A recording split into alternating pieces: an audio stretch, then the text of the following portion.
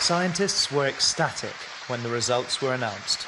Phase 3 clinical trials show their vaccine, Abdala, is among the world's most effective. And on the streets of Havana, people say they're proud of their country's achievement. Vaccines normally take 10 years to develop, so making one in a year and a half is a record. Cuba is a medical powerhouse, and coming up with this vaccine is really special. And the fact that it's free is even better. I'm very proud because it's one of Cuban scientists' biggest achievements. It's taken a huge effort.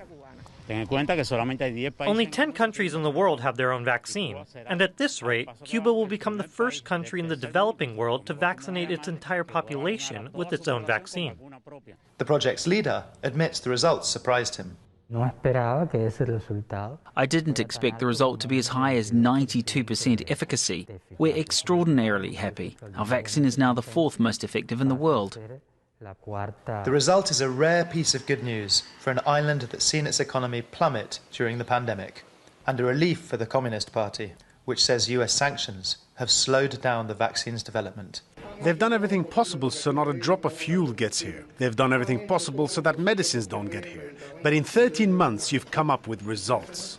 Cuba has refused to import foreign coronavirus vaccines, betting instead on 5 homegrown versions.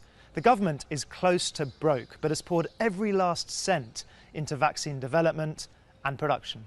Cuba has taken a gamble that seems to have paid off. Case numbers here in the capital, Havana, have halved since the Ministry of Health began an emergency mass vaccination campaign with Abdala last month.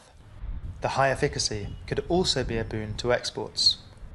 The government hopes that sales to Latin American, African and Asian countries will help lift the country out of its deepest economic crisis for 30 years. Ed Augustin, Al Jazeera, Havana.